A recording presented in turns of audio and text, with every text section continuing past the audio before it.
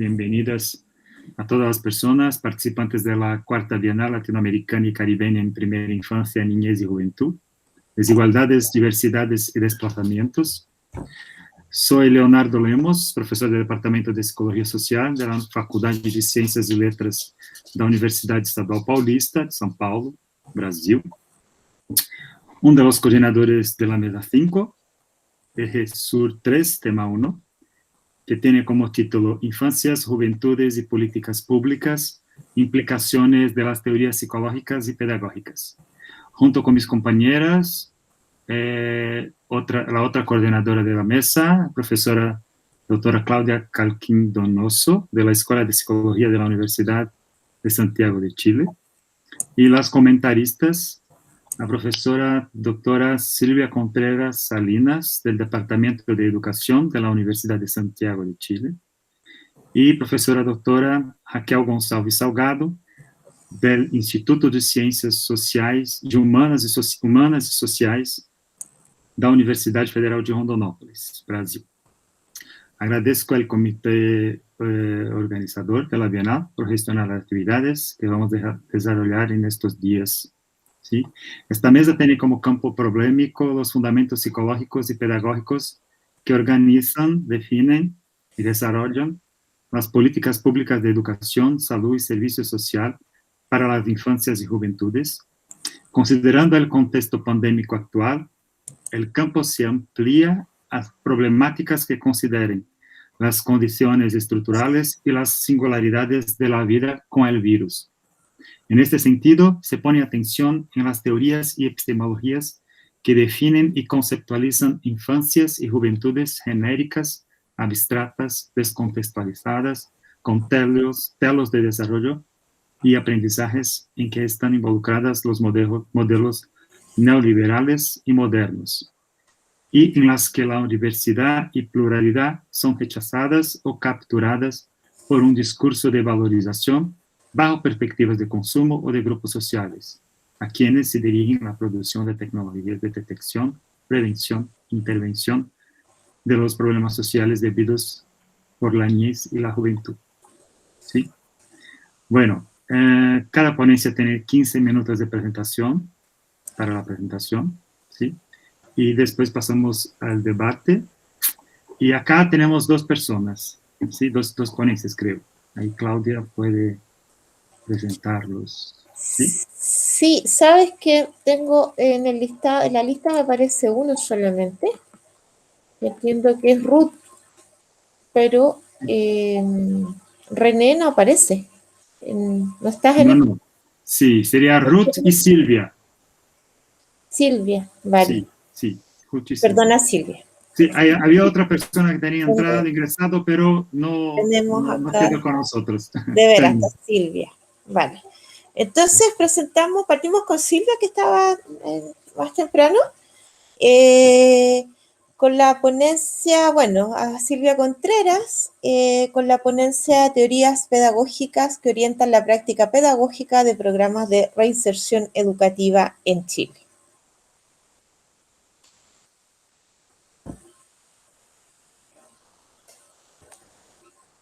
Está silenciada, Silvia.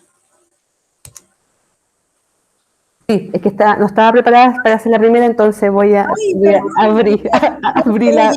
Sí. Listo, Estaba más de anfitriona que de ponente, por eso. Bien, voy a compartir pantalla. Hay más tiempo ahora para hablar. Sí, claro. Toda tu pantalla. Compartir.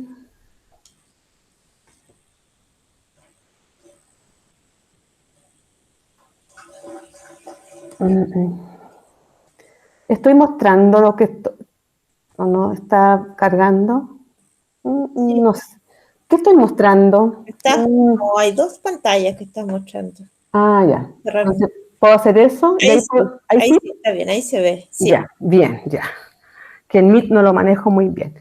Bien, en honor es que también sé que tenemos también el portugués. Voy a tratar de hablar en un español bastante más claro.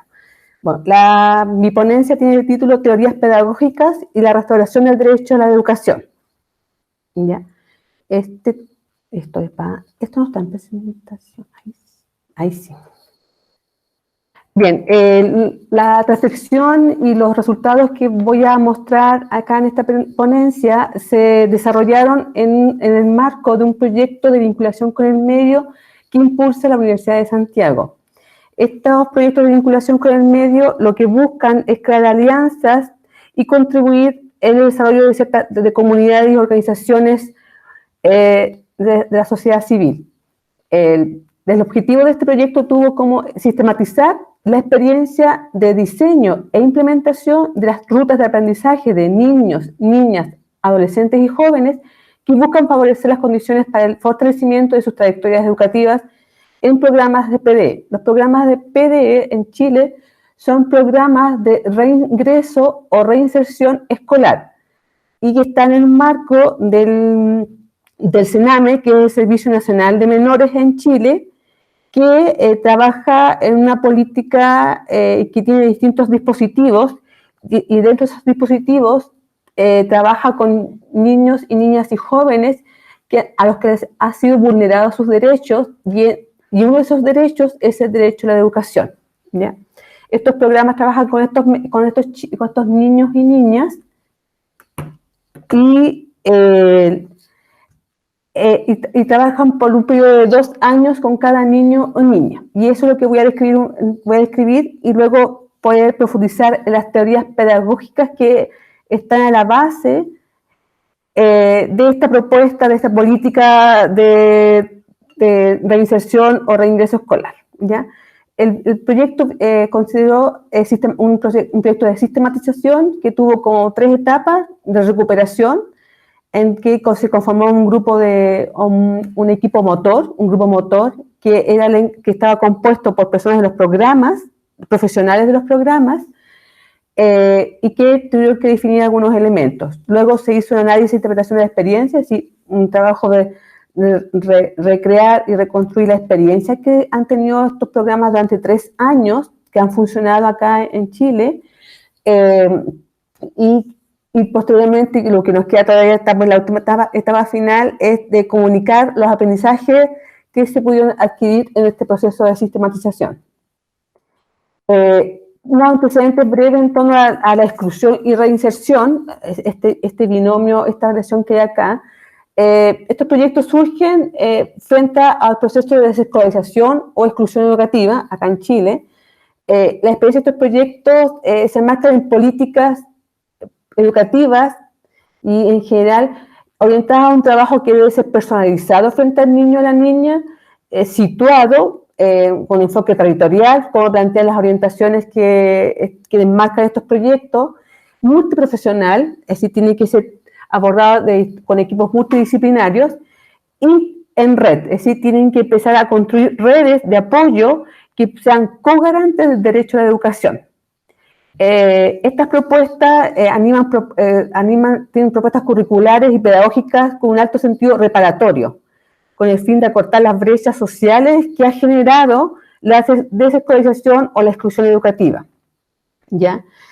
La dificultad de estos proyectos, y ya muchos investigadores han señalado, que más bien podrían generar nuevas desigualdades y profundizar los procesos de segregación. Contribuyen en algún grado a agudizar o a construir esta idea de victimización y también de atrincheramiento de las divisiones sociales. Es decir, que hay en ciertos territorios y de ciertos estratos socioeconómicos a los que están dirigidos estos programas de reinserción, dentro de un circuito que acá en Chile se llama circuito de 24 horas, en donde participan distintos programas o proyectos bajo la figura del CENAME, que intenta hacer una intervención del niño y niña desde la familia, las redes, el territorio, el tema del consumo, por ejemplo, está el tema también de que son infractores de ley, muchos de estos niños o niñas, ¿ya?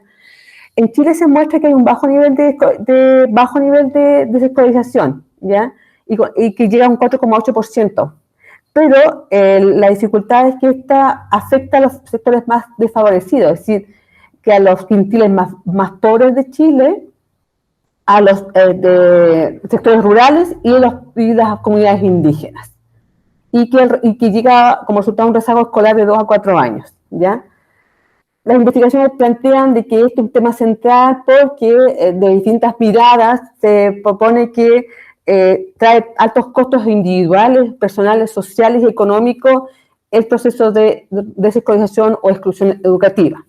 Entre los discursos más tradicionales y conservadores plantean que este puede ser una de las causas de los altos incrementos de la criminalidad, el crecimiento económico, los menores beneficios y un mayor gasto al final al Estado frente a estos niños y niñas que han sido, están desescolarizados o han sido excluidos del sistema educativo. Ya con este último punto se tiene claro más o menos qué es lo que orienta esta política y cuáles son los supuestos, cuál es el fin que persigue, y va en esta línea de disminuir los costos sociales y económicos, y también hace una asociación, que luego se ve en todas las orientaciones, entre criminalidad, riesgo y la escolarización y la reinserción escolar. Como les planteé, el gran eje de la sistematización fue la constitución de un grupo motor que la componían integrantes de los mismos programas, profesionales que trabajan, y también algunos representantes de la dirección central de estos proyectos, que son licitaciones públicas que fundaciones se adjudican. Entonces también estaban ellos encargados.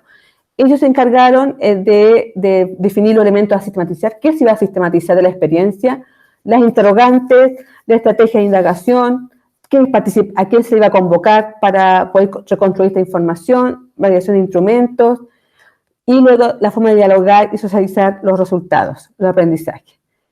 Las instancias de integración fueron entrevistas grupales a cada equipo de los programas, que con un total de 9 entrevistas grupales, se suman 9 entrevistas a los niños y jóvenes, que por el tema de pandemia se realizó a través de dispositivos móviles, o por Zoom, o por Meet, y que no pudimos acceder a más porque un tema que tenían los PD en este periodo de pandemia, que con los niños y niñas jóvenes que están fuera del sistema escolar, el trabajo pedagógico en estos 2 años, últimos años, ha sido muy difícil. Entonces también fue difícil el acceso a ellos y a ellas.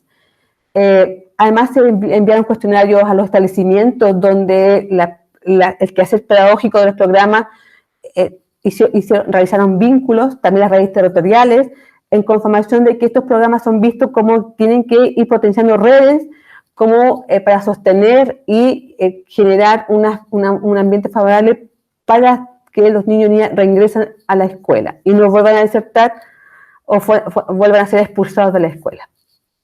¿Ya? Lo interrogante que guió la sistematización que el grupo motor fue construyendo fue cómo se han desarrollado los procesos pedagógicos para restituir o asegurar el ejercicio del derecho a la educación de niños, niñas y adolescentes que son sujetos de atención del programa. El objetivo sería reconstruir desde una mirada crítica, colectiva y situada en los procesos pedagógicos desarrollados en los PDE, estos programas de reinserción escolar, y aportar a la construcción de un modelo educativo que se oriente a la restitución o aseguramiento del ejercicio del derecho a la educación de los niños y niñas jóvenes que son sujetos de atención del programa. Para poder llegar a una de las conversaciones fuertes que hubo en el grupo motor, para poder lograr después ver las técnicas y los participantes y cuál era su perspectiva, era como reconstruir en la forma en que los distintos programas y profesionales comprendían lo que era el derecho a la educación, que era restituir el derecho a la educación. Ya, esos grupos profesionales son interdisciplinarios, y está la figura de docentes que estudiaron, que cursaron una carrera de pedagogía. También hay terapeutas ocupacionales, psicólogos, psicólogas y psicopedagogos o psicopedagogas, ¿ya? Eso es como lo que compone los equipos. El CENAME, bajo esta idea de que, bajo una cierta lógica, cierta perspectiva, la figura de los psicopedagogos, los terapeutas ocupacionales y psicólogos y psicólogas era crucial en la atención pedagógica de estos niños y niñas, ¿ya? La restitución del derecho a la educación, ellos lo comprendían como un sujeto de aprendizaje, que esta restitución tendría que pasar por una adquisición y desarrollo de habilidades y conocimientos, de una vinculación corporeizada y situada con otros y otras y lo otro, una pertenencia, restituir el derecho a educación, ellos consideraban que tiene que también ir en la dirección de construir un sentido de pertenencia al territorio y la comunidad, del bien común y la justicia, el tema del reconocimiento, y esto no, el reconocimiento es que se conciba y se define como un sujeto de derecho, o sujeta de derecho, que es poseedor o poseedora de saberes y que tiene un capital cultural, que resignifica su experiencia educativa, le da un sentido distinto luego de una experiencia negativa que se materializó en la salida, la expulsión desde el sistema escolar, la posibilidad también de inaugurar condiciones inesperadas, es decir, que la restitución del derecho a educación es disponerle al niño o a la niña la posibilidad de que hay proyectos que lo pueden sorprender inesperados, otras trayectorias, otros proyectos educativos. Y conectar, y que se conecten los conocimientos curriculares con sus experiencias vitales. También un tema que aboca a lo que es la restitución del derecho a la educación. Y también todos plantean estos profesionales que el derecho a la educación, la restitución, tiene que pasar a que se entreguen capacidades para interpelar el ejercicio del poder. Todos estos elementos lo consideran recogiendo las experiencias de estos niños, niñas y jóvenes que en un grado u otro, en un tiempo u otro, han sido expulsados y han tenido conflictos dentro de las escuelas, en la escuela y en su actual más tradicional y conservador.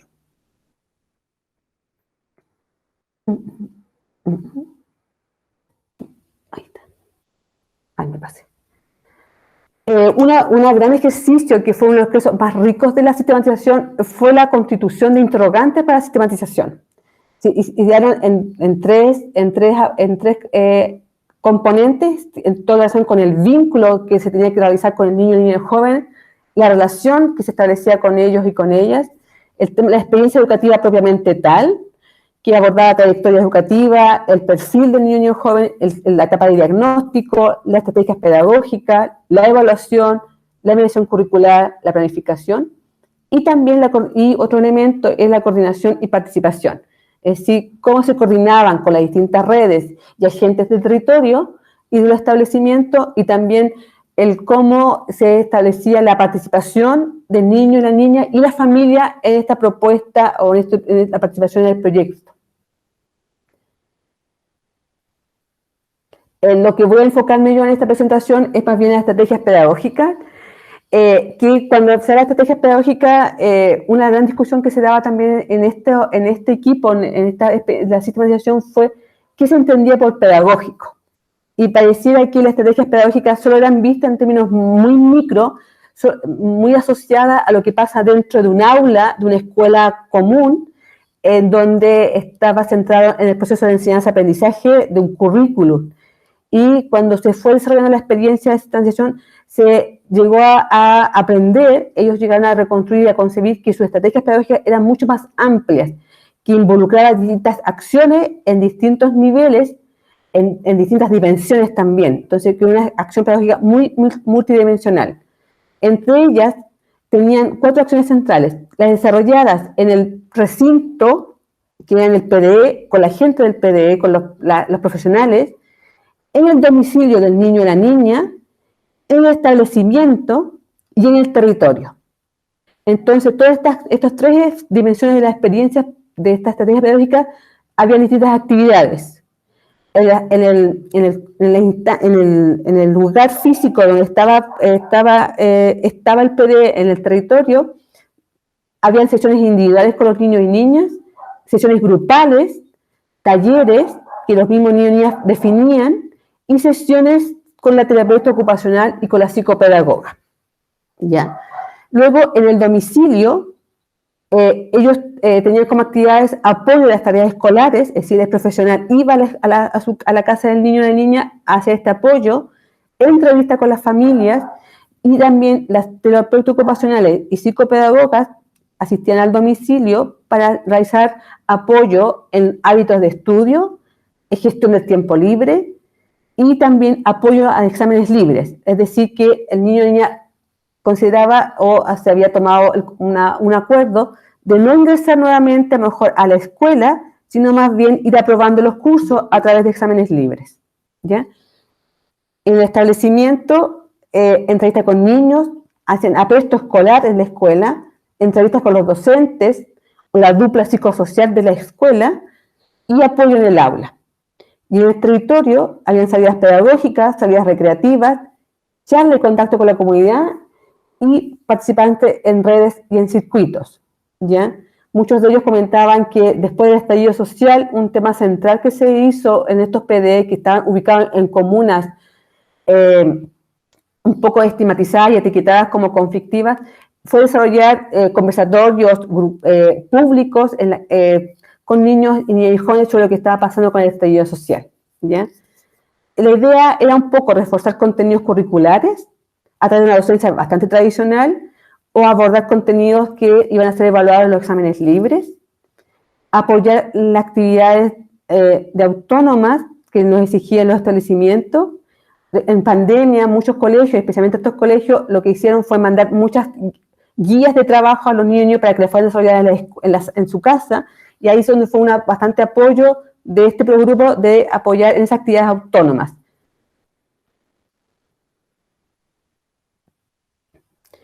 ¿Qué es lo que se pudo identificar un poco en los resultados de esta experiencia? Fue que estos programas estaban enmarcados en unos dispositivos que estaban materializados en los formularios que debían completar tanto en la etapa de diagnóstico del niño o joven que llegaba, que era remitido a este programa desde el CENAME, pero también luego cuando iba egresado. Y estos dispositivos tienen un formato y tienen una narrativa que dista mucho de lo que ellos mismos como equipo consideran que es la restitución al derecho a la educación, ¿ya? Como se dan cuenta ustedes aquí, el tema, por ejemplo, el tema de dinámica familiar, la jerarquía familiar, todos estos conceptos dan cuenta de una concepción de lo que es familia, lo que es el tema de las problemáticas individuales. Si uno empieza a mirar, todo está centrado en una responsabilidad individual, es una responsabilidad del niño o la niña o la familia, todo está asociado a una perspectiva más o menos del déficit, de que hay problemas, baja autoestima, falta de conocimiento, necesidades propias, en donde el profesional del programa tiene que buscar en una de esas alternativas, buscar cuál era la que correspondía, ¿ya?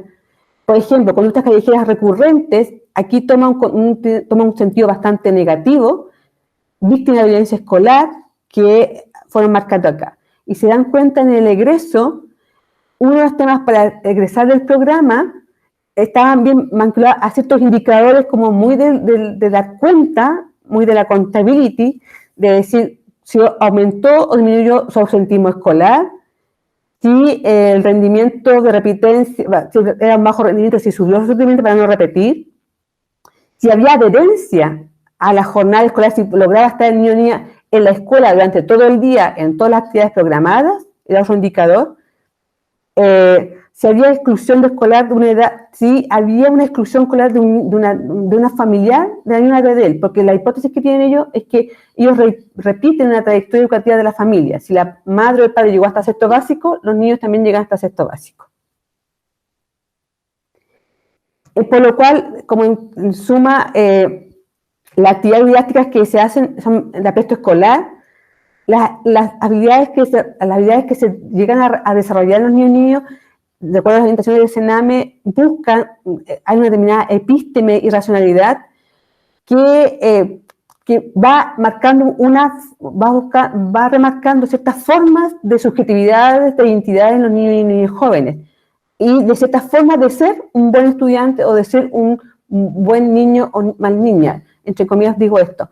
Y por ejemplo, claro, es que a los niños se les enseña a planificar, una forma de planificación muy tradicional, pensando que esa forma de racionalidad va a apoyar a que chico y chica se mantenga o permanezca en el establecimiento educativo.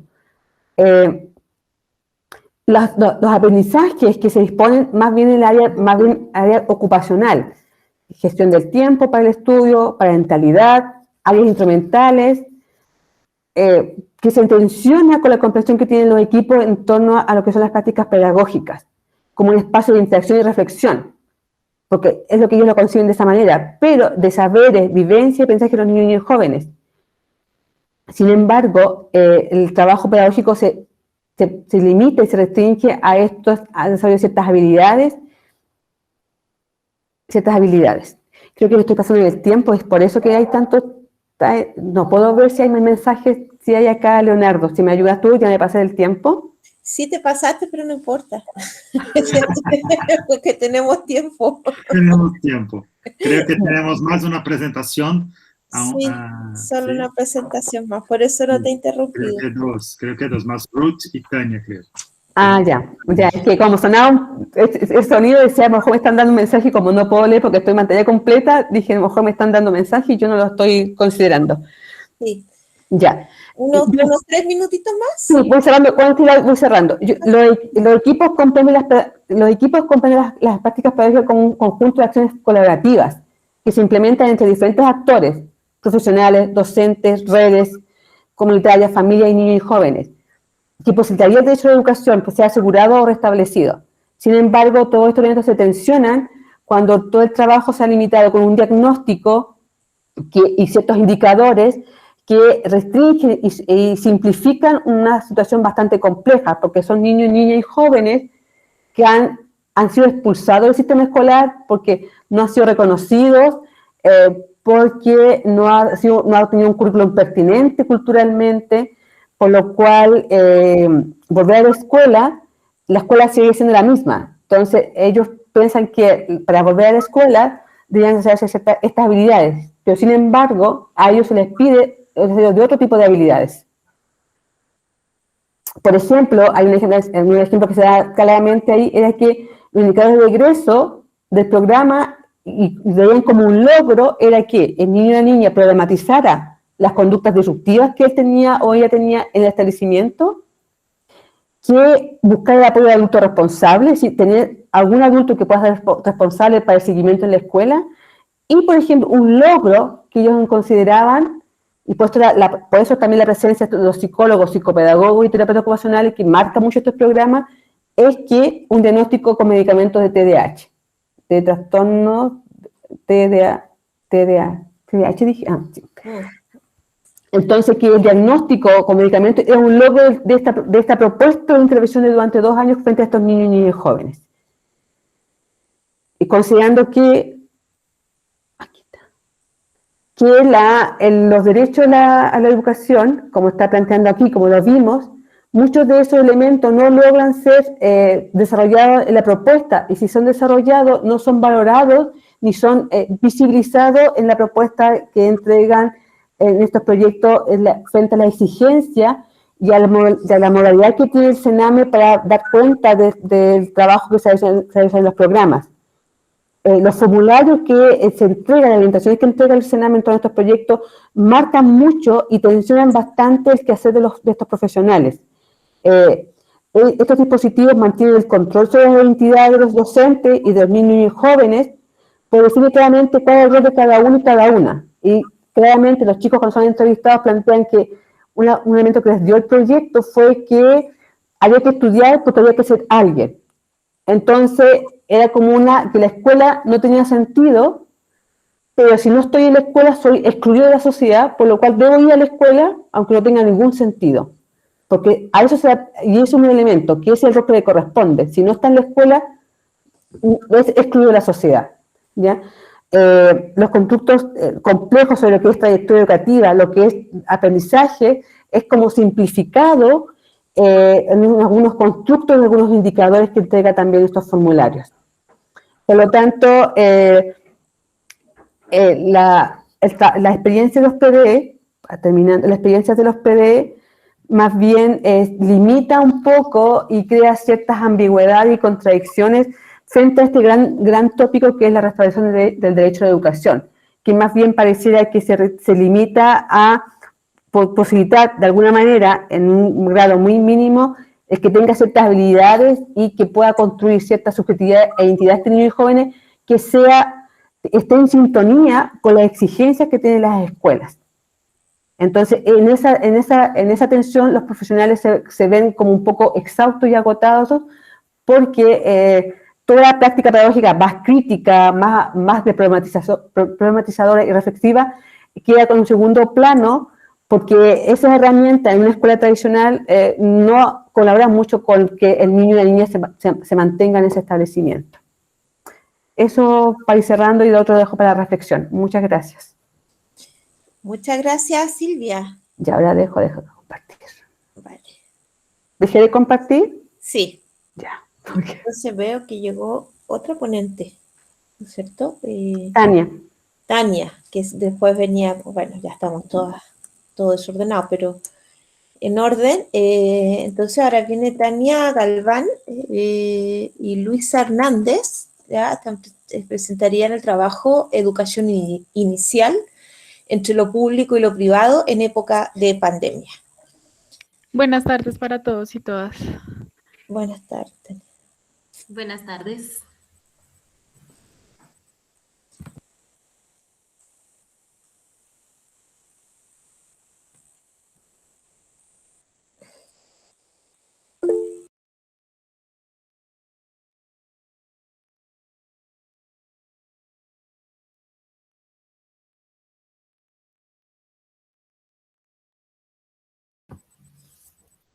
Listo, buenas tardes. Pues nos complace estar en este espacio compartiendo un poco de procesos de conocimiento y construcción entre los que estamos acá presentes. Bueno, nuestra ponencia tiene como nombre Educación Inicial entre lo público y lo privado en época de pandemia. Las ponentes, pues mi compañera Tania Sanguino Galván y quien les habla, Luisa Fernanda Hernández. Las dos somos licenciadas en Pedagogía Infantil y Magíster en Infancia y Cultura. El objetivo de nuestra ponencia consiste en develar las tensiones entre la educación pública y privada en relación con las políticas públicas en primera infancia. Para dar cumplimiento a este objetivo tuvimos en cuenta 3 categorías de análisis. La primera de ellas es primera infancia. Para esta categoría de primera infancia, entonces iniciamos, bueno, los contextualizamos un poco, somos de Colombia, entonces aquí se reconoce esa infancia a través de la Convención de los Derechos del Niño en 1989. A través de esta Convención de los Derechos del Niño se da paso en la Constitución Política de Colombia de 1991 a ser reconocidos a los niños y las niñas como sujetos de derechos a través del artículo 44, en donde se dice y se debe dar cumplimiento tanto el Estado, las familias y todos los entes en dar cumplimiento al desarrollo integral y el cumplimiento de los derechos de los niños, a una salud, a una vida digna, a educación, a espacios de recreación. A través de esta Constitución también sale la ley 115 de 1994, siendo esta la Ley General de Educación a nivel Colombia. A través de esta ley, pues también se genera el primer grado de obligatoriedad para los niños de primera infancia en edades de 5 a 6 años, siendo el grado preescolar el único grado de obligatoriedad para dar paso a estos procesos educativos posteriores. Bueno, después de esto, ya en el año 2016, la primera infancia son reconocidos a través de la política pública para la primera infancia, ley 1804, ley de 0 a siempre, focalizada en niños y niñas de 0 a 5 años de edad. A partir de esta política pública, entonces también surgen unos lineamientos curriculares para la educación en primera infancia y unas bases para los docentes que se van a dedicar a los niños y niñas en edades preescolares, en donde los reconozcan como sujetos participativos y con capacidades para contribuir en la formación y desarrollo de su ser. Otra categoría que nosotros tuvimos en cuenta para esta ponencia es la política de Estado, la ley 1804-2016. Acá es donde se enuncia a través de las políticas públicas como tal la primera infancia es enunciada y empieza a ser, como lo cita Roth en alguna de sus investigaciones, la política pública empieza a centrarse y a focalizarse en un grupo determinado para resolver una situación en sí. Antes de esto, la primera infancia en Colombia pues tenía ciertos derechos a través, enunciados a través del Estado, pero solo cuando esta política empieza a legislarse y empieza a ser ley, empiezan a reconocerse a los niños y niñas como sujetos de derecho. Esto es muy importante en nuestro país porque ya se empieza a brindar desde el Estado una atención integral para los niños y niñas. Esta atención integral pues encaminada hacia la protección, la salud, la nutrición, el velar por ellos desde que están gestados en el vientre de la madre, y se empieza a hacer como un seguimiento a esta población de 0 a 5 años, siendo esta última la educación inicial, pues la que nosotros tomamos para contribuir a esta ponencia y a esta investigación. También otra categoría es la educación inicial. Este concepto de educación inicial, si bien es cierto en Latinoamérica y sobre todo en Colombia, es bastante nuevo y pues ha emergido en muchas, digámoslo así, ha adaptado muchas cosas de otros países, de algunas corrientes pedagógicas, educativas, pues se encamina un currículo para la educación inicial. Este currículo es marcado a qué deben aprender, o sea, qué se debe aprender en la educación inicial, qué se debe aprender en ese ciclo escolar de 0 a 5 años, y acá es algo muy importante porque es donde nosotros empezamos a develar las primeras tensiones y es donde se evidencia la primera tensión entre lo público y lo privado. Entonces, la educación pública y la educación privada, que es lo que nos lleva a nosotros a estar acá en esta ponencia. El desarrollo de las dimensiones, entonces acá se enuncian que los niños y niñas deben aprender a través de unas dimensiones del desarrollo, un poco, digamos, hacia la línea psicológica, digámoslo así. Entonces se va desde una dimensión cognitiva, comunicativa, corporal, socioafectiva y sensomotriz.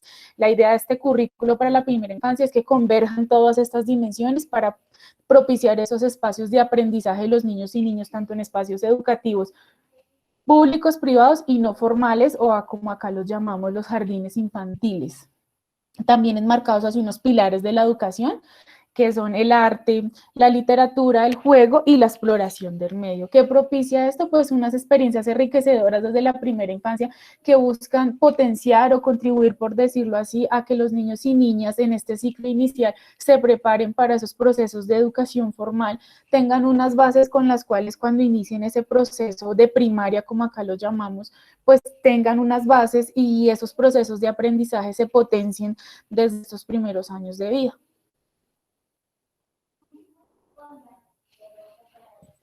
Listo, bueno, esto lo contextualizamos para llegar un poco a la educación inicial en época de pandemia. Pues como sabemos, desde el año pasado por el COVID-19 las instituciones a nivel, creo que mundial, fueron cerradas para evitar pues la propagación de este virus, lo cual generó que los niños y las niñas y todos los estudiantes continuaran con sus procesos formativos desde casa, ¿sí?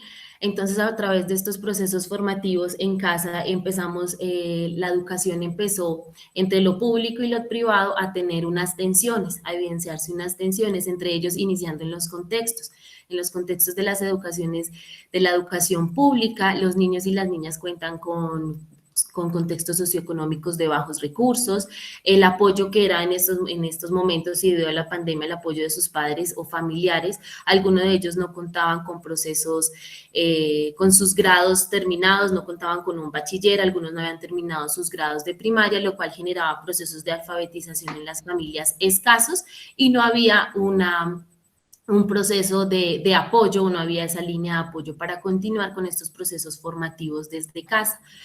Padres y madres de familia que no contaban con los medios tecnológicos, porque creo que una de las estrategias debido a la pandemia era dar continuidad a esos procesos formativos a través de aplicaciones, a través de Meet, de centros de encuentros, de los celulares, el WhatsApp, ¿sí?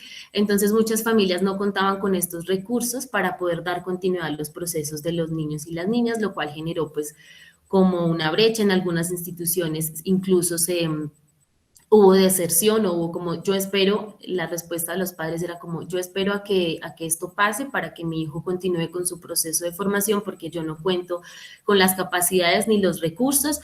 Entonces, dentro del acceso y la cobertura a las instituciones públicas, buscaron recursos como las impresiones de guías, entregarle a los padres y madres de familia en tiempos determinados, en las instituciones sus guías, sus materiales, sus elementos y algunas estrategias para que pudieran dar continuidad en la casa. Los docentes debimos recurrir a las llamadas, entonces muchos no podían acceder a las videoconferencias, entonces se accedía a las videollamadas, a las llamadas, perdón, entonces era como el docente era el gestor y el que estaba motivando. Prácticamente la educación en época de pandemia para los docentes se volvió como el sujeto motivador para dar continuidad en estos procesos, en los grados iniciales, y pues evidenció totalmente las brechas sociales que existen entre lo público y lo privado, donde pues muchas familias no cuentan con posibilidades para la continuidad. En relación a eso que nosotros evidenciamos, a esas tensiones que pudimos evidenciar entre los dos contextos, yo soy docente de un contexto privado, entonces es allí donde emerge las situaciones que evidencié como maestra, digámoslo así, esos contextos socioeconómicos, esto pertenece a un contexto socioeconómico 4 o 5, donde las familias brindan todas esas, el acceso, toda esa cobertura que necesitan los niños y las niñas desde esta etapa inicial. Las brechas sociales en esta etapa aún se evidencian de manera más en este momento en el que nosotros estamos en estos dos contextos, o sea, las dos esferas se enmarcan tanto que ya se puede situar a niños y niñas con desigualdades, con brechas sociales desde sus primeros años de vida. Si bien es cierto, pues el Estado brinda a través de la política pública unas bases, pues el contexto socioeconómico, digámoslo así, alto, evidencia o tuvo un mejor acceso a esta cobertura para las clases, se licenciaron plataformas donde se continúa prestando el servicio educativo más allá de un costo-beneficio, digámoslo así, pues porque ese era el pilar del colegio, continuar con el proceso educativo para los niños y niñas, que culminara en ese proceso de aprendizaje pues para continuar con sus grados posteriores. Entonces es aquí donde pues nosotros pudimos develar aún más esas tensiones que ya están instauradas, sobre todo en países como el de nosotros, en el de Colombia, donde el estrato o la brecha social y económica se evidencia pues teniendo en cuenta esto aún más en los primeros años de vida y que seguramente se configurará más adelante y pues ya casi desde esta primera etapa pues hasta etapas de escolarización de primaria, bachillerato e incluso hasta en las universidades.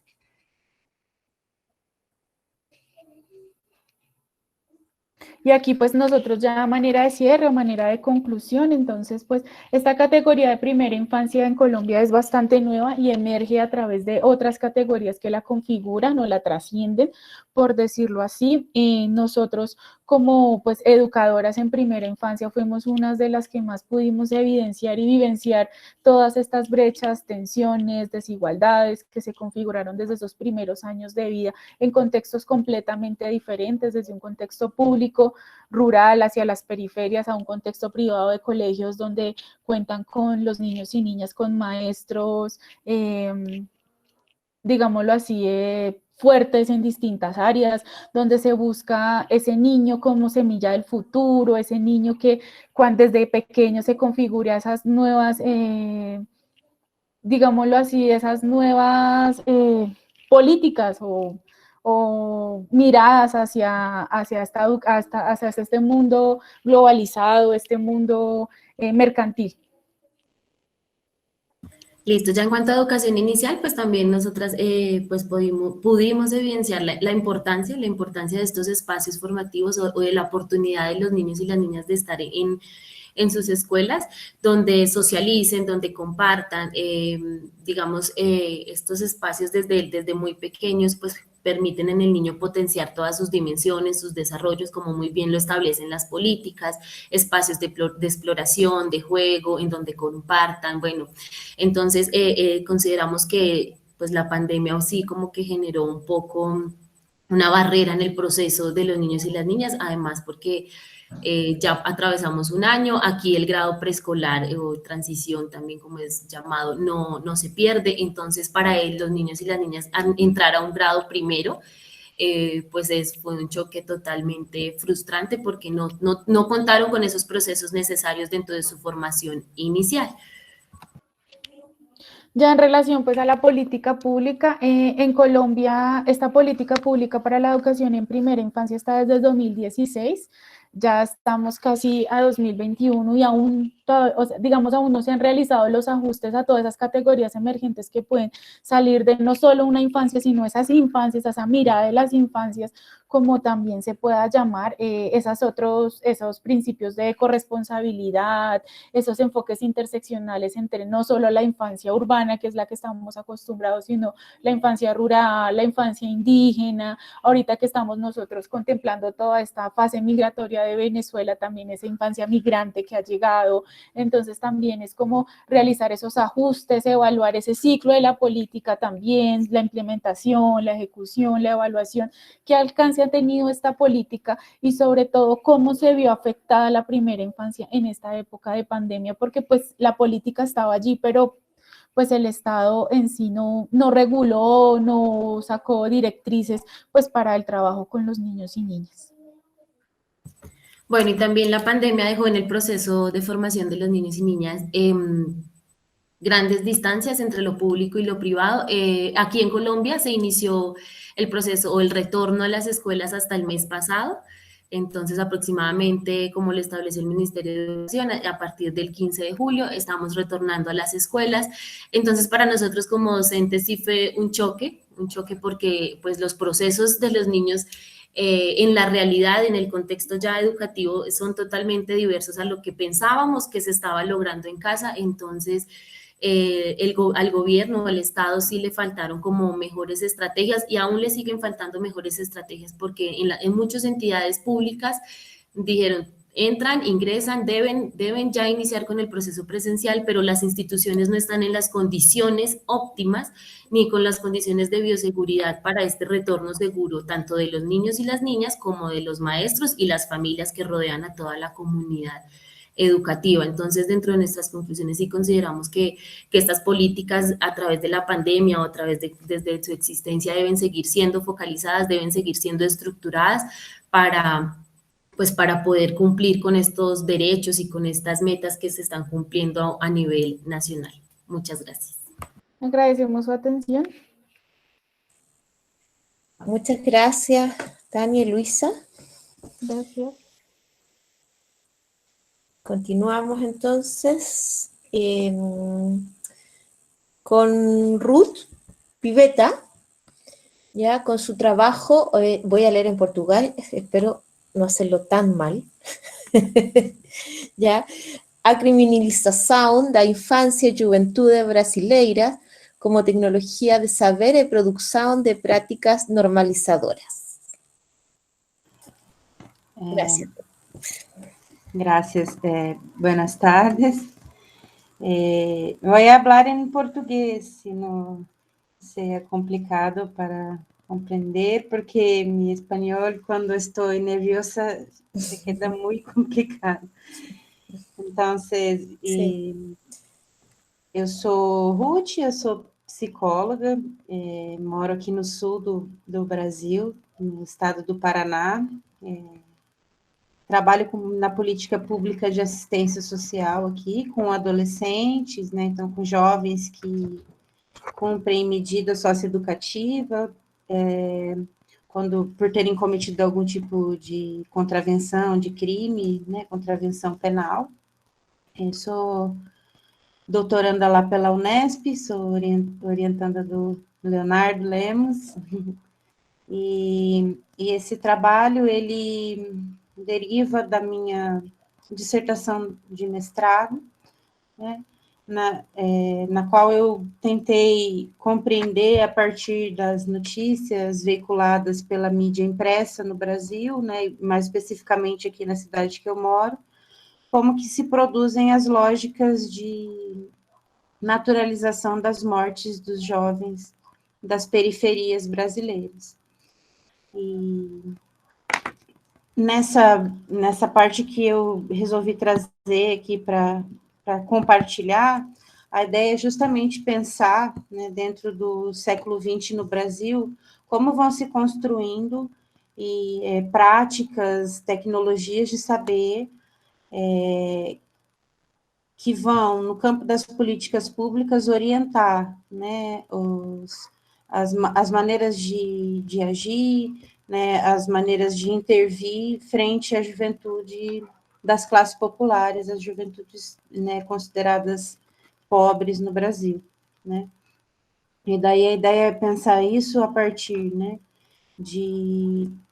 tomando como ponto de partida saberes que, historicamente, articulam imagens vinculando infâncias e juventudes das classes populares como fonte de ameaça e de risco, né? E tendo isso como efeitos, né, dessas práticas, lógicas de atenção e intervenção, inclusive estatais, fortemente guiadas por elementos punitivos, né, e correcionais, mesmo diante de mudanças legais que a gente teve no Brasil, né, principalmente a partir do Estatuto da Criança e do Adolescente, em 1990, né, que vai pensar uma outra maneira de abordar a questão da infância e da juventude. Então, aqui eu tomo a ideia de infância e juventude como um dispositivo, né, então, dispositivo desde uma leitura Foucaultiana, né, vinculada o dispositivo vinculado conceitualmente à ideia de estratégias de relação de força que sustentam tipos de saber, né, e sendo sustentadas por esses tipos de saber, né, e nesse contexto os dispositivos podem ser instituições, saberes, discursos, né, práticas que visam modelar, controlar, adaptar gestos e condutas à lógica do poder hegemônico.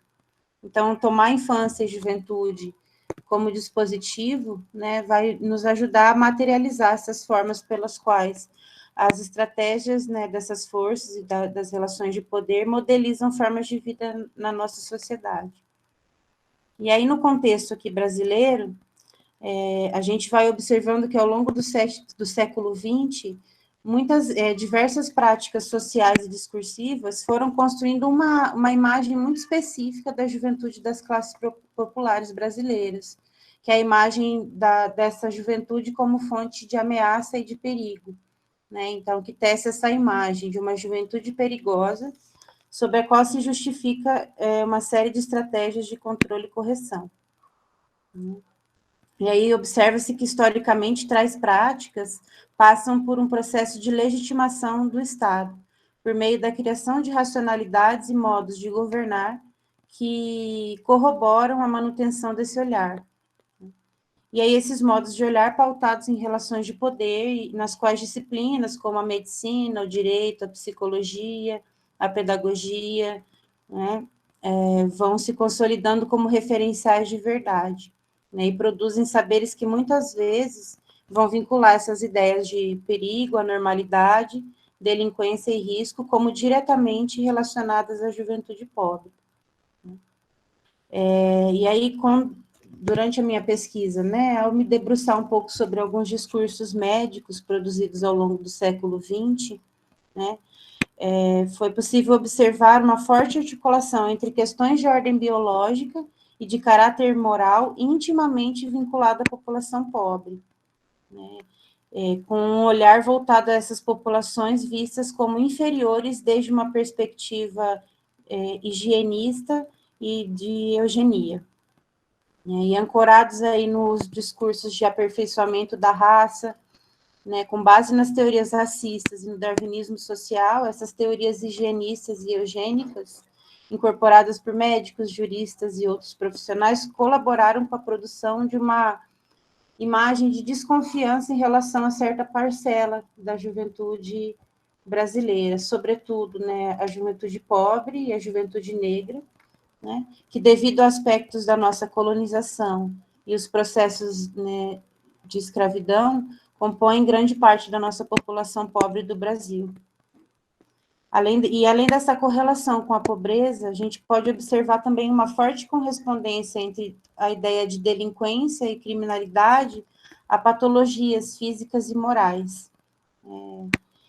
Pensando, inclusive, na produção de medidas profiláticas, medidas de prevenção, né, pensadas pelo campo da medicina, ainda no início do século XX, né, para correção dessas anormalidades, né, que eles consideram, desde a mais tenra infância, né, desde muito cedo. Então, a ideia de prevenir o crime como um esforço empreendido pelo campo da medicina, compreendia no contexto brasileiro, né, do século XX, início do século XX, compreendia práticas de ajustamento da juventude pobre a preceitos, né, a ideias econômicas, sociais e políticas do país, em meio à ênfase no confinamento dos delinquentes de amanhã e no tratamento dos pré-delinquentes. E aí, nesse contexto, muitos dos conceitos constituídos sobre os jovens se vinculam a uma ideia de biologização e patologização das condutas, né, requerendo intervenções e tratamentos como forma de readequar os sujeitos por meio das práticas terapêuticas e preventivas. No meu trabalho cotidiano, eu observo, mais recentemente, a partir do uso do manual, né, DSM-5 agora, que vários adolescentes que chegam para os atendimentos vêm, inclusive com diagnósticos de saúde mental, do que eles vão chamar de transtorno opositor desafiador, não é? Ou o próprio TDAH, né, como já foi citado na primeira apresentação, e isso sendo vinculado, né, e sendo tomado como uma certa causalidade da relação desses adolescentes com práticas, né, infracionais, né, com práticas criminais, né, vamos colocar assim, e sendo encomendado, né, a nós, como profissionais da assistência social, que vão atender esses jovens, encomendado a correção, né, ou a ideia de que você precisa, né, achar algum jeito de que esse adolescente, esse jovem, possa ser curado desse desvio biológico, ou a ideia de que a gente responda com uma categorização, inclusive, né, classificatória aí para justificar ou para pensar maneiras de intervir, né, com esses adolescentes. Então, além de receber, né, essa sanção do Estado, muitas vezes eles recebem muito, né,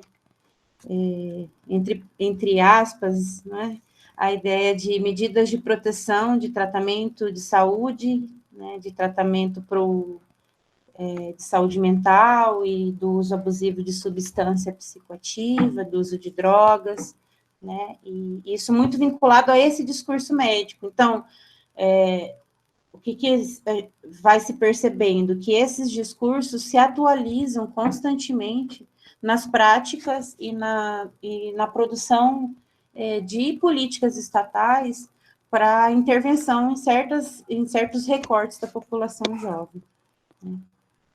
E aí, quando a gente vai pensar um sobrevoo aqui sobre o campo do direito no Brasil, né, a gente vai ter no nosso contexto legal uma legislação que é bastante importante quando a gente vai pensar essa relação entre juventude, infância e juventude, pobres, uma certa lógica de criminalização, que é o Código de Menores, que é uma lei, né, que foi promulgada, foi criada em 1927, depois reformada em 1979, e ela traz, na própria legislação, ideias de correção e disciplinarização das crianças e dos jovens pobres, a partir de uma perspectiva normalizadora. Elas reproduzem um discurso moralizante, sustentado por uma concepção culpabilizadora, não só das crianças e adolescentes, mas também das famílias pobres, descritas como desviantes das normas estabelecidas e não reconhecidas na capacidade de cuidar e proteger, né, justamente ou simplesmente pelo fato de serem famílias pobres. E essa perspectiva justificou durante todo o século XX, e ainda justifica, ainda que tenha uma mudança legal, né, uma série de intervenções sobre famílias pobres, sobre famílias negras, famílias indígenas, né, produzindo como efeito práticas de exclusão e julgamento. A gente está vivendo, agora, recentemente, que eu acompanhei, a saga de uma mãe negra, jovem, residente, né, no estado de Santa Catarina, aqui no Brasil, que aleatoriamente, né, quer dizer, nunca é aleatório, né, mas sem nenhuma justificativa formal, ela perdeu a guarda da bebê assim que a filha nasceu, né, isso está aí, e vem comprovar, assim, né, diversas vezes chego ali no campo da assistência social, determinações judiciais de acolhimento ou de retirada das crianças de suas famílias, e quando você vai ler, né, a justificativa do juiz, do promotor, é que a família não tem condições materiais, né, a família não consegue exercer o cuidado, e quando você vê, essas condições não são dadas justamente por uma lógica de uma estrutura social, né, vinculada aí ao nosso contexto capitalista, de exclusão social, muito mais do que numa relação afetiva, de cuidado, né? Então, famílias que perdem a guarda de seus filhos porque têm que sair para trabalhar, né? E aí essas crianças ficam ali sobre os olhos da comunidade, né? Que isso é uma prática muito comum, mas que desde o olhar, né, burguês, embranquecido, eurocentrado do nosso judiciário brasileiro, isso fica como uma prática que não corresponde a uma família normal ou uma família saudável. Inclusive, o uso dessas terminologias como família desviante, família desajustada, é muito comum, né? E não só no discurso dos operadores do direito, mas dos próprios profissionais, psicólogos, assistentes sociais, educadores, né? E algo que a gente precisa pensar, né? Então, essa perspectiva jurídica do Código de Menores acabou por fortalecer discursos moralizantes a partir de enunciados como perigo moral ou desvio de conduta, os quais, quando utilizados no campo legal, balizavam as intervenções do Estado na vida da criança ou do adolescente em perigo, né, oriundos de famílias pobres, em sua maioria. Então, a gente pode entender que há aqui uma tendência à produção de uma prevenção da criminalidade, né, que é materializada em práticas estatais das políticas de assistência, saúde e educação, vinculadas à população empobrecida. E aí, o que eu entendo de mais problemático nisso é que vai se formando uma correlação direta entre pobreza e criminalidade, entre pobreza e contravenção, né? Então, como se isso fosse uma lógica essencial, naturalizada das populações pobres. E que a gente, em alguns momentos, acaba, inclusive, sendo capturada por essa lógica, né? Se a gente não presta atenção, não se coloca, né, nesse lugar crítico de olhar a realidade, né? E aí esse retrato jurídico brasileiro vai criando um rosto vinculado a uma série dessas descrições, né? Que vão relacionar vadiagem, ociosidade, indolência, pobreza, bem como pobreza, periculosidade, violência, criminalidade. E além dessa questão racial que vai atravessar a prática dos operadores do direito. Né, essas imagens que vão se criando como imagens da normalidade, né, que se constituíram como risco e perigo a partir de um olhar classificatório e examinador. E aí, né, como eu citei anteriormente, a gente tem um avanço legal, né, então esse Código de Menores ele é substituído por uma nova legislação que sai da doutrina da situação irregular para se pensar uma doutrina da proteção integral, a partir do Estatuto da Criança e do Adolescente, né? E aí o que a gente vai observar a partir de estudos e da prática cotidiana, né, é que apesar dessa legislação atual adotar essa doutrina da proteção integral, entendendo o protagonismo das crianças e adolescentes, isso legalmente sendo previsto, né, e rompendo discursivamente com a lógica, né, da situação irregular, o que se observa é que para as populações pobres brasileiras, as lógicas e intervenções adotadas ainda hoje se guiam fortemente por elementos punitivos e pouco protetivos. Né? E aí, né, ainda que essas legislações apontem para lógicas protetivas, as ações cotidianas no âmbito das políticas públicas muitas vezes atualizam lógicas de criminalização e de prevenção da delinquência. A gente tem aqui na política de assistência social brasileira um programa que se chama Criança Feliz, que eu não sei se já ouviram falar, e que é um programa voltado a mães, né, e que estão grávidas ou com crianças de até 3 anos, e voltadas, com uma série de práticas voltadas a ensinar essas mães a cuidarem de seus filhos, né, ensinar essas mães a serem boas mães para evitar que essas crianças se percam nesse mundo, né, cruel e tudo mais, assim, e como é complexo a gente pensar, né, e quando a gente vai pensar a prevenção da delinquência, a prevenção da criminalidade, e como que isso se volta justamente e tão somente para as populações pobres, como se nas outras classes sociais não houvesse criminalidade, não houvesse violências, não houvesse questões para se pensar. Então, essas ações acabam por criminalizar a pobreza, né? E aí ela acaba por, ao mesmo tempo, criminalizar os jovens pobres e amenizar e justificar práticas, né, da mesma natureza quando esses jovens são de classe média ou ricos, né? E aí, né, a ideia é mais trazer essas interrogações como um campo de inquietação pessoal e coletiva, né, de como que a gente pode interrogar nesse campo das práticas, a partir de um olhar crítico às políticas estabelecidas, né, que caminhos a gente pode pensar, tanto no campo da produção científica, das nossas pesquisas, das nossas práticas cotidianas no trabalho, né, para construir outras narrativas, né, que ajudem a gente a dissolver minimamente essas lógicas de correlação direta entre pobreza, juventude, criminalidade, violência, né, e como que a gente pode contribuir na construção de outros regimes de saber, né, se a gente vive nesse campo de disputas, né, de narrativas, né, como muitas pessoas têm dito, como que a gente vai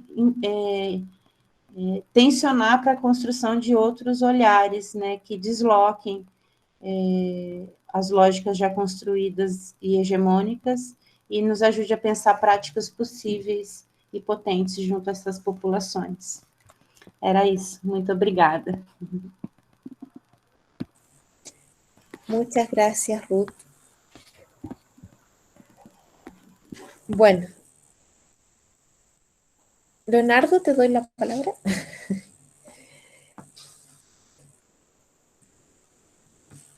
¿Cómo? No comprendí.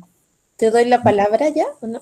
Porque veo no, que... pienso que ahora son los comentarios, ¿sí? Sí, comentarios. Ahora que terminamos no hay más nadie, ¿no? Veo. Y pienso que Raquel y Silvia pueden comentar. Raquel de Silvia. Y nosotros, sí, después, claro. Yo quería comentar, buenas tardes. Yo, así como Ruth, mi español no es muy bueno. Entonces, yo quería pedir permiso para hablar en portugués. Eu vou tentar falar despacio. Eu gostei muito A mí me gustó mucho los trabajos que fueron presentados acá. Y, bueno, voy a hablar en portugués.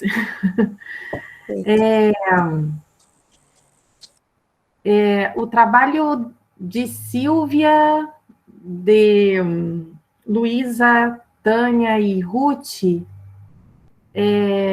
me pareceu que eles convergem em alguns temas, né? Claro, tem aspectos distintos, né? Cada um com as suas especificidades, com as suas particularidades, mas eu vi como temas convergentes a questão dos direitos à educação, dos direitos das crianças, dos adolescentes e dos jovens à educação, né, em diferentes contextos, e uma problematização sobre esses direitos.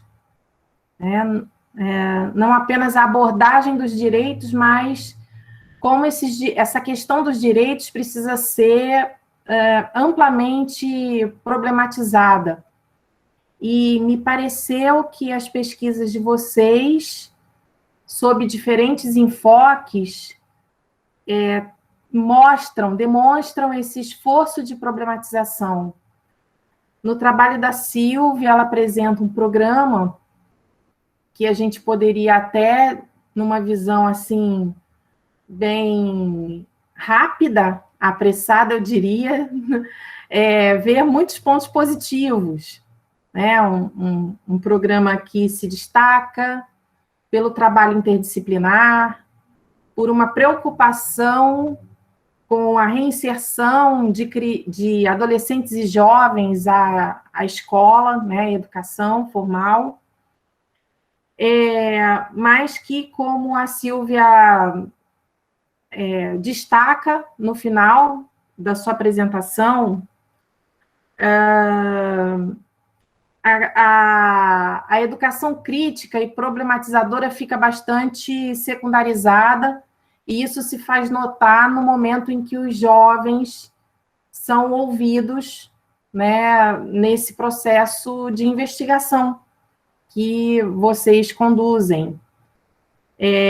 No trabalho da Luísa e da Tânia, e aí eu consegui perceber muitas relações com que nós aqui no Brasil estamos vivendo neste contexto de pandemia, o quanto a lógica desenvolvimentista ela tem pautado as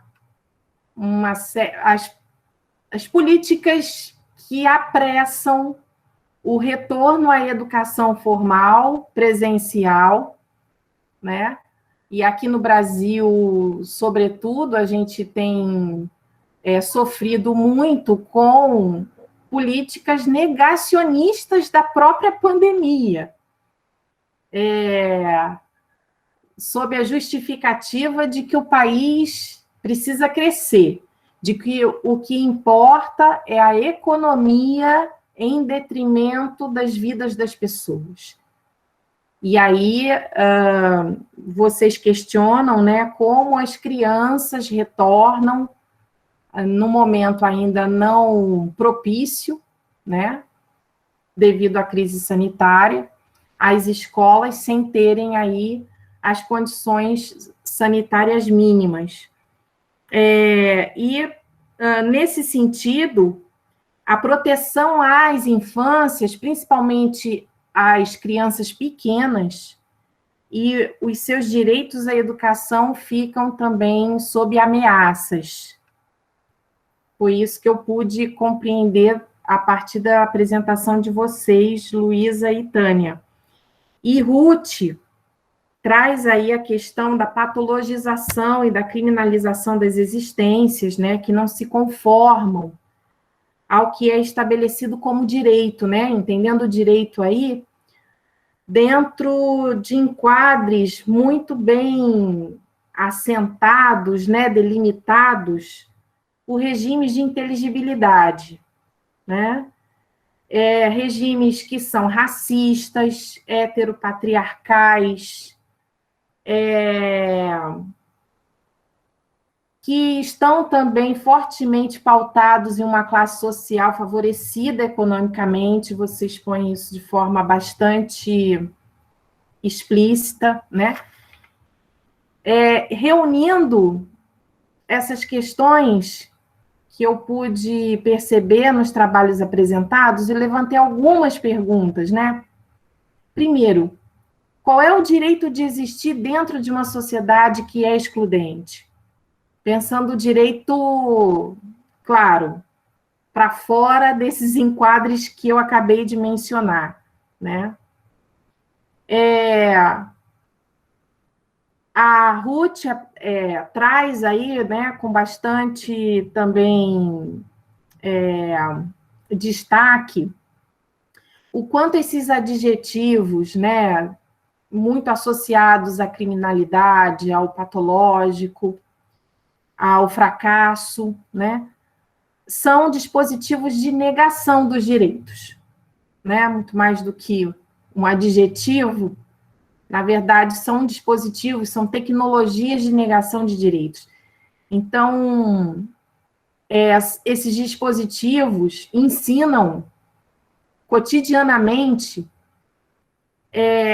que determinados sujeitos, aqueles que não estão enquadrados dentro desses regimes, né, eles não têm direito a ter direito, né? E recuperando o que você menciona, né, sobre o ECA como um código de proteção integral que se propõe ir na contramão do Código de Menores que anteriormente existia, e de fato em alguns aspectos realmente ele vai, mas que ainda se percebe, mesmo a partir dessa legislação,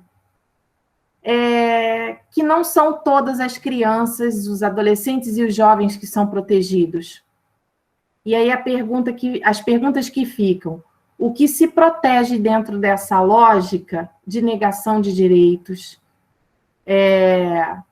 Essa lógica que ensina a não ter direito, a não se ver como alguém de direitos, né? E que crianças e adolescentes são, de fato, protegidos dentro desses enquadres e de uma sociedade que é de base excludente, de uma estrutura excludente, como é a nossa brasileira, e suponho que aí a gente pode até ampliar para os contextos latino-americanos. Gracias. Muchas gracias, Raquel. Silvia, ¿quieres comentar? Breve, porque por el tiempo coincido con lo que plantea Raquel y sus apreciaciones. Creo que lo importante acá es dejar instaladas ciertas preguntas, algunas inquietudes. Bien. Y creo que la pregunta que me surge al escuchar las ponencias y también la mía en el sentido de, lo plantea también Raquel, ¿cómo podemos enfrentar el desafío de que la protección de los derechos, mejor dicho, cómo podemos enfrentar esta justificación de protección a los derechos para perpetuar teorías pedagógicas y psicológicas que del déficit, de la criminalidad, de la homogeneización o del pensamiento vertical? Porque tanto la que planteaba Luisa y Tania, mal planteaba Ruth, la justificación por este bien, el bien superior de la infancia, este tema del derecho, ha perpetuado prácticas pedagógicas y prácticas psicológicas que más bien vienen a vulnerar y a construir este sujeto vulnerado o vulnerarizado. Esa es como la pregunta.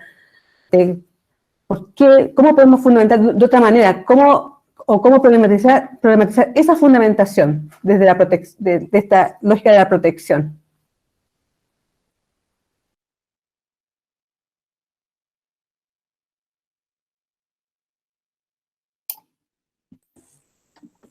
¿Alguien? ¿Ruth? ¿No? Eu vou dormir com essa pergunta, acordar com ela.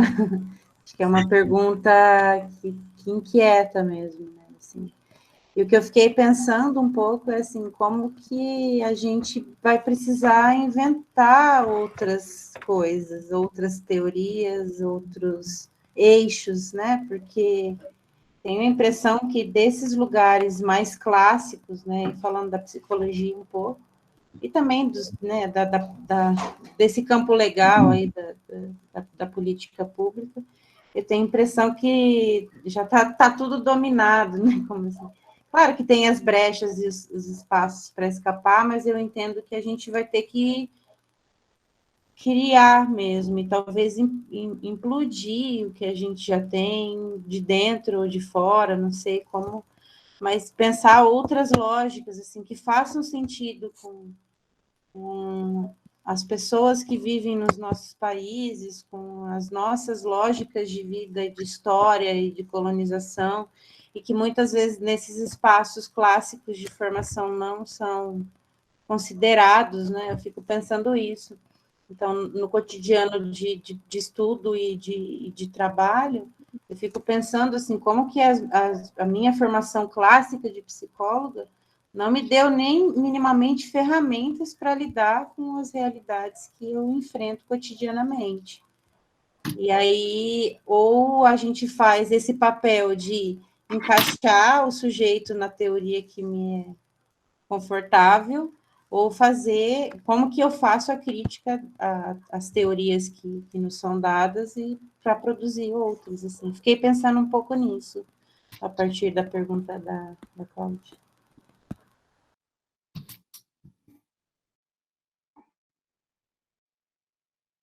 Bem, é uma questão, vou falar em português agora também. O português puxa o português, né? Penso que é uma questão eu acho que inclusive nas apresentações próximas, aí eu falo da minha apresentação especificamente, isso também tem um papel assim muito importante que tem a ver com a formação de psicólogos, né? Especificamente em relação ao campo das sexualidades e dos gêneros, que também, né, assim como vocês trouxeram em relação a outras categorias de raça, classe social, né? Por exemplo, e idade, né? Claro que é o grande tema que nós temos, principal, mas como também o discurso sobre a sexualidade e o gênero, né? Nas práticas, sobre a ideia de uma certa proteção, né? As práticas pedagógicas, educativas e também produzem grandes processos de exclusão e violência, né? De crianças e jovens, principalmente, né? Então, reinventar isso se torna um grande desafio em várias frentes, não somente nas nossas práticas micropolíticas e práticas micro, né? Eu acho que são uma confluência de ações, né? Uma conjugação de ações. É difícil dizer o que fazer, né? Ou como, qual é a melhor estratégia, qual é o melhor. Eu acho que a gente avilta ou pensa, né? Pensa em algumas frentes, né? Mas a formação é fundamental, né? O que a gente apresenta na formação, como disse Ruth agora, né? Como questionou a sua própria formação, né? Eu acho que as formações elas têm que estar atentas a isso, tanto de pedagogas, quanto de psicólogas e psicólogos.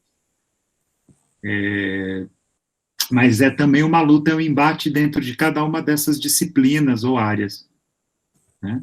Porque a gente tem várias confluências, várias frentes distintas que estão no embate teórico, metodológico, de produção de saberes, e, portanto, que também tem posicionamentos políticos que são muito distintos, né? Às vezes, né? Nem sempre isso é uma confluência.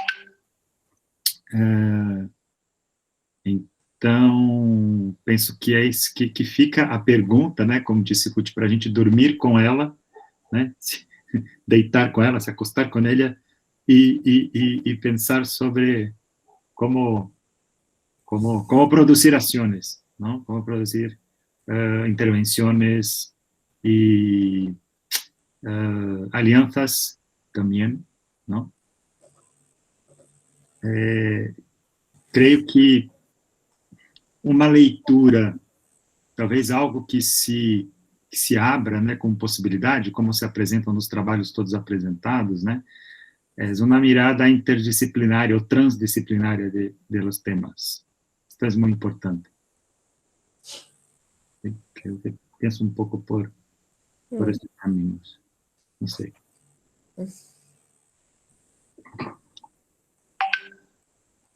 Hay solo una cosa más. Disculpa interrumpir, ¿no? Pero Lady, ¿está ahí? ¿O no más? Se fue. No está más. Sí. Sí. Creo que dejó un mensaje. Sí. Imagino que ella va a presentar por mañana. Mañana. Por la sugerencia, sí. René, ¿tiene una pregunta? Sí, bueno, realmente era un comentario. No pensé que me fuera a encontrar lo que me encontré en la mesa. Tenía unas expectativas distintas, pero me pareció muy interesante escuchar los trabajos. Y la sensación que me quedó es que hubiera querido presentarme a esta Bienal como ponente y haber participado en esta mesa. Tengo justamente un trabajo que hicimos con mi esposa y que vamos a publicar en un capítulo del libro próximamente.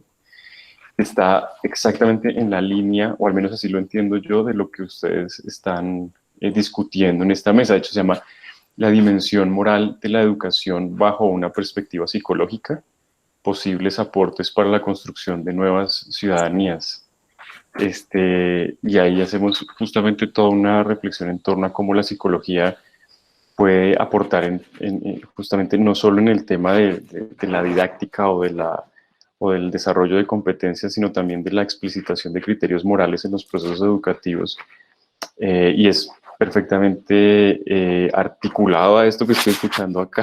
Digo, wow, qué bien, y me parece además muy interesante y me parece genial que haya pues más gente en diferentes países pensando de la misma manera y trabajando sobre el tema. Me parece muy interesante y además pues se los agradezco mucho como ciudadano también, por supuesto. Muchas gracias, Jaime. Muy bien, que estamos juntos en estos pensamientos. Y una cosa que para mí también, disculpa, no sé si hay más alguien para hablar, pero bien, en la psicología en específico, hay toda la literatura, principalmente de la psicología de desarrollo, ¿no? Y otras psicologías que tratan de la infancia y adolescencia. Tenía una influencia muy grande de países del norte. Entonces, los tipos ideales construidos por estas teorías no corresponden a las personas que vivimos en concreto cotidianamente, que trabajamos. Y esto es una cosa que es un punto común, como decimos en Brasil, es un punto común, sabemos de esto, pero continuamos a reproducir y a aplicar y a intervenir con estos niños y niñas, adolescentes y jóvenes, con estas teorías, ¿sí? Porque no las contestamos, no las colocamos en un campo problemático, ¿sí? Pero podemos hasta, para mí es muy, en Brasil en específico, yo y Raquel estuvimos en un congreso de psicología del desarrollo presentando una investigación que no es una investigación que trabaja en esta perspectiva de atestar las teorías, confirmar las teorías, pero al revés es para problematizarlas, ¿no? Para colocarlas en un campo problemático. Y para nosotros fue muy interesante porque las personas venían a conocer más un poco qué lecturas son estas, porque están acostumbrados a pensar desde un campo teórico muy establecido, sí, disciplinario, y que no hay contestaciones, no hay cuestiones. Solo de continuar a testar las teorías y reproducir las metodologías. No escuchar a los niños, ¿sí? Mismo, por ejemplo, ¿sí? Hacer una investigación, por ejemplo, en que la categoría género es una categoría importante, pero no se pregunta a los niños cómo se autoidentifican, ¿sí? Hay una heteroatribución, ¿sí? Una atribución que es desde el adulto y no del niño. Este es solo un ejemplo, pero hay muchas, en Brasil en específico, hay mucha producción en psicología del desarrollo clásica, tradicional, experimental, que no se cuestionam las práticas, que é fundamental.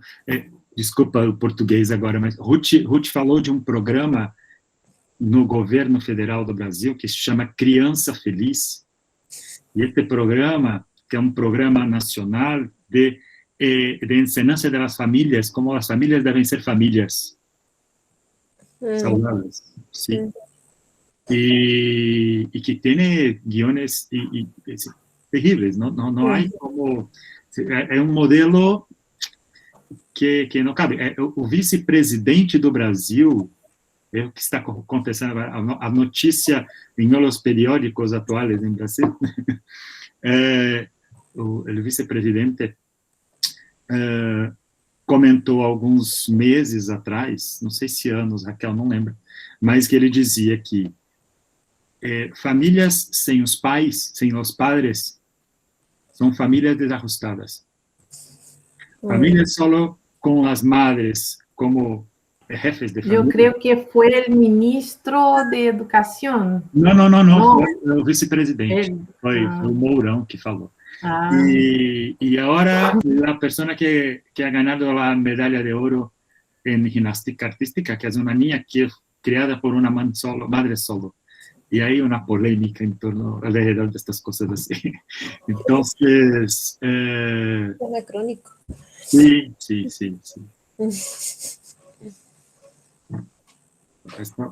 Mucha cosa para hacer en este campo. En psicología en específico, ¿sí? Sí, pero en pedagogía también creo que sí. Pero hay avanzado un poco más, creo, lo que nosotros. Sí, pero creo que ha avanzado en términos de declaraciones y discursos, como de teorías como muy así visionarias, como muy idealistas, pero no se mantiene, pero no se cae en el punto de que las pedagogías también construyen subjetividades, que construyen identidades, que disciplinan cuerpos, como que la pedagogía, una forma de minimizarla es pensarla solo en aspectos didácticos, solo en temas de transmisión de ciertos conocimientos, y las personas que participan en esa relación social pierden la perspectiva de que esa relación social también produce subjetividades, produce cuerpos, produce formas de relacionarse, posicionamientos en la sociedad. Entonces yo creo que esa es la gran desventaja de las teorías pedagógicas, que son la pedagogía más bien crítica, más bien de la diversidad cultural, ha puesto nuevamente en el diálogo las pedagogías, los discursos pedagógicos buscan construir o producir ciertos sujetos, ciertos posicionamientos. Y eso ha sido una desventaja.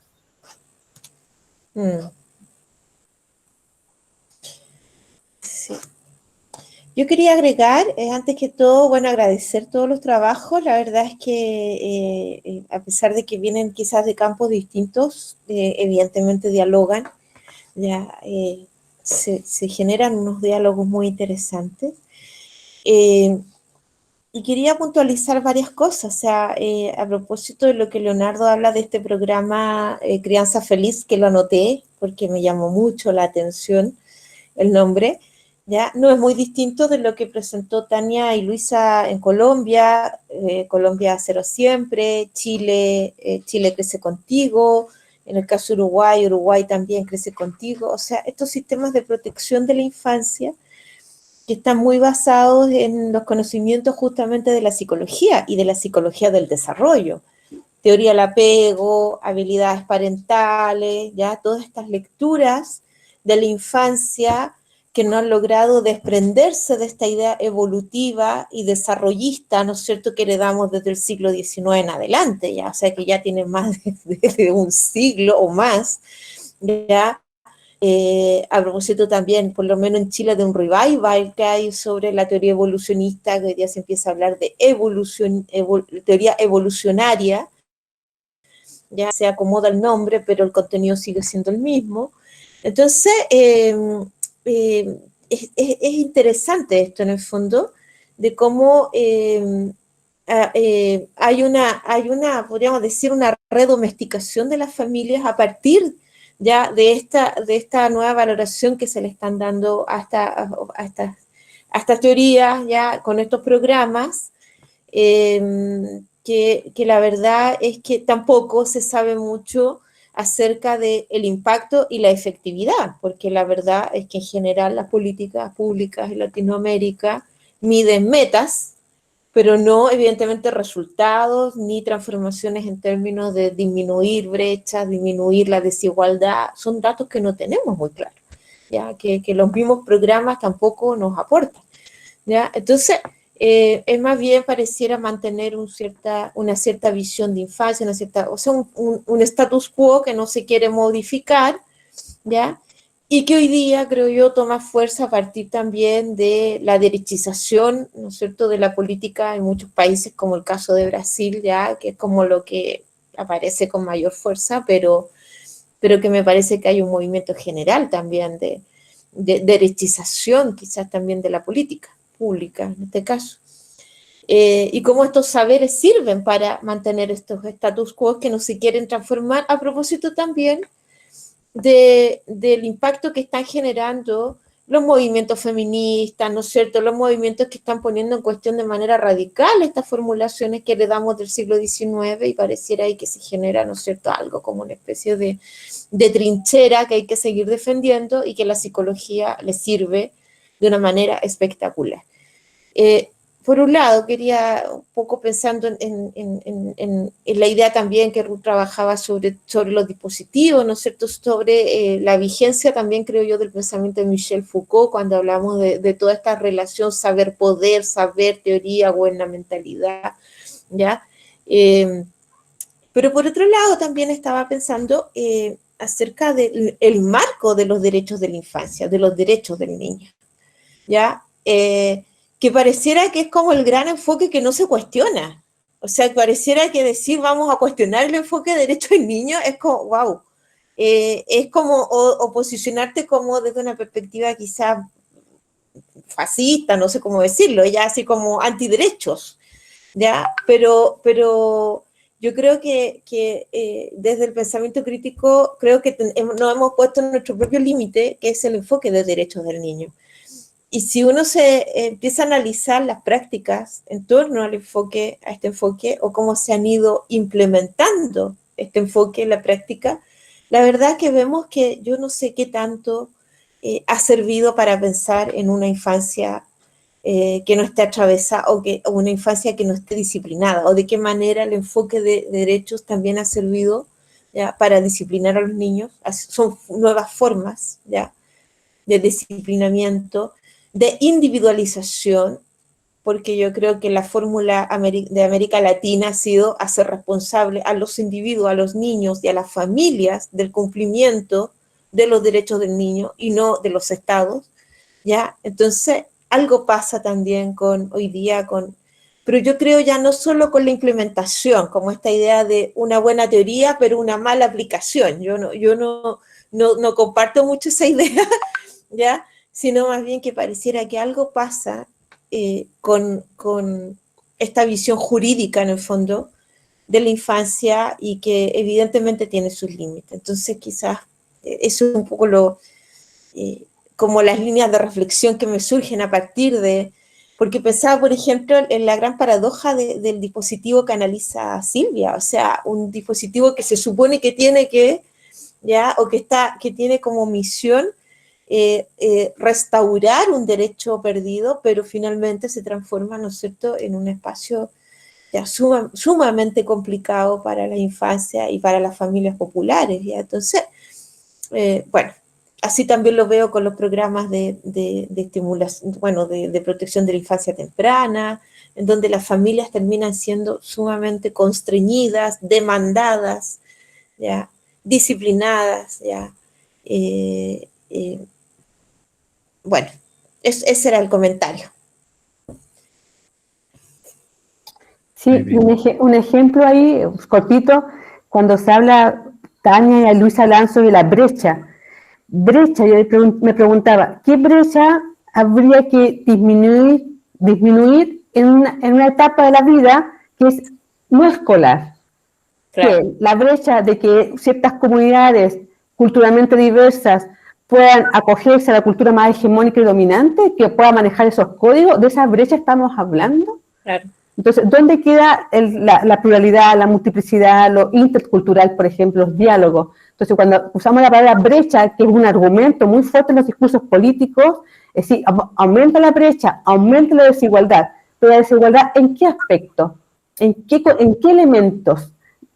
Porque ahí habla de que pareciera que hay una forma de vida que es más valorada y más legitimada, por lo cual la brecha se aumenta si estos niños o estas familias no pueden acceder o tener o reproducir estas formas de vida validadas. Entonces, también esos argumentos hay que problematizarlos, porque va en la misma lógica. Sí, por supuesto. Sí, es muy interesante, sí. Que las brechas... Sí, puede hablar. En la línea de raciocinio de Claudia, me cuestiono también, acá en Brasil nosotros tenemos hubo una reestruturación curricular y el gobierno federal formuló una base común curricular acá en Brasil. Y uno de los ejes de esa base es los derechos de aprendizaje, derechos de aprendizaje y desarrollo, como derechos de los niños, de los jóvenes. Entonces, ¿son derechos de quién? Claro.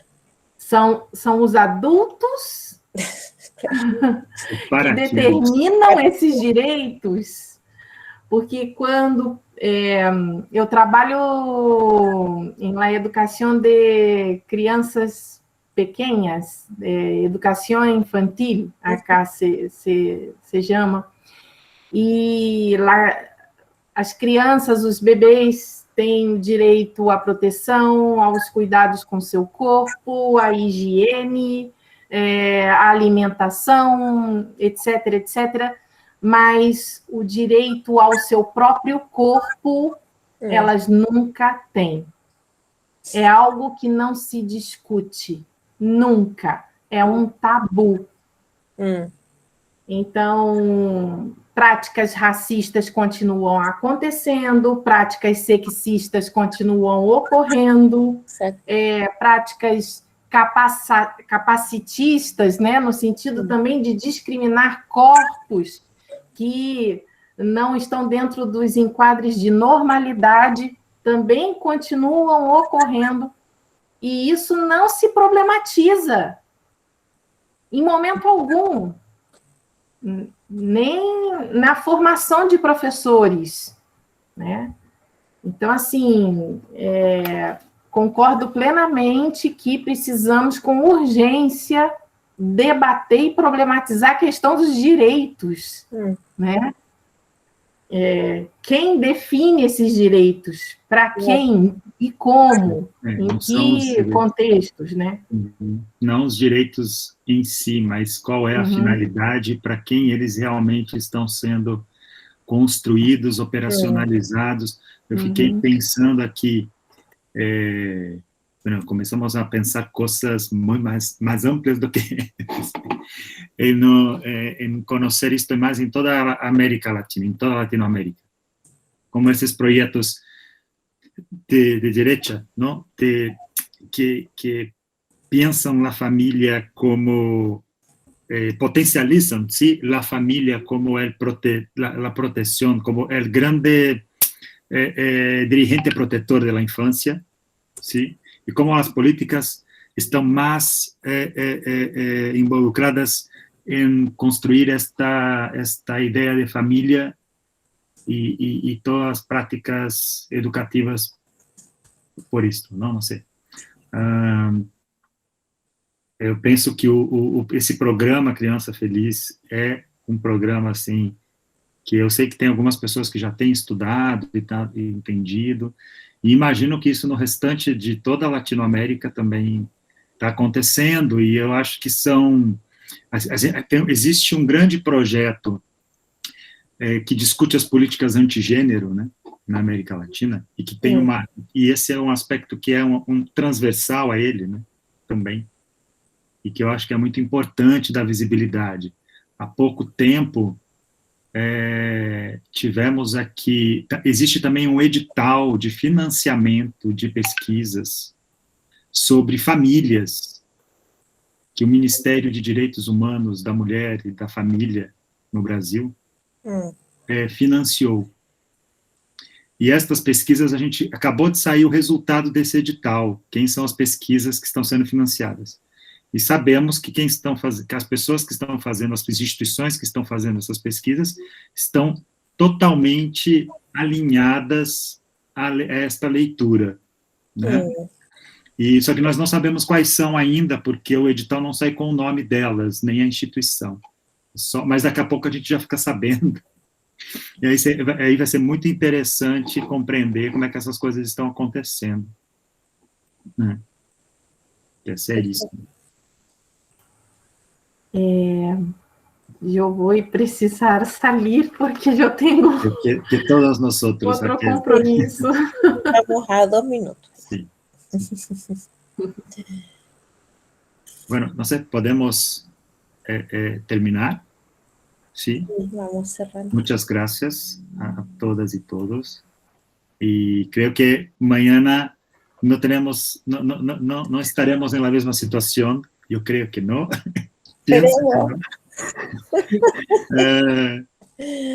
Pero bueno, estamos atentos, ¿no? Para no haber ningún problema más de conexión, ¿no? de la plataforma y tal. Sí, bueno, que yo di aviso, así que espero que sí, sí. Sí, podemos enviar una mensaje también para las personas si quieren presentar por mañana los trabajos que no fueron presentados acá, ¿sí? Y con el link después con la dirección del Meet, porque creo que el problema fue la plataforma posibilitar acceder al Meet. Pero el Meet está bien, sí. Es fácil, ¿no? Sí, fue muy fácil. Sí. Era darse esa vuelta por la plataforma. Una persona ingresando, el restante estaba bien, pero no sabíamos que era. Vale. Muchas gracias. Bueno, un gusto. Que estén bien. Muchas gracias. Bueno. Gracias por todo. Muchas gracias. Gracias, que estén muy bien. Cuídense. Adiós. Buenas noches.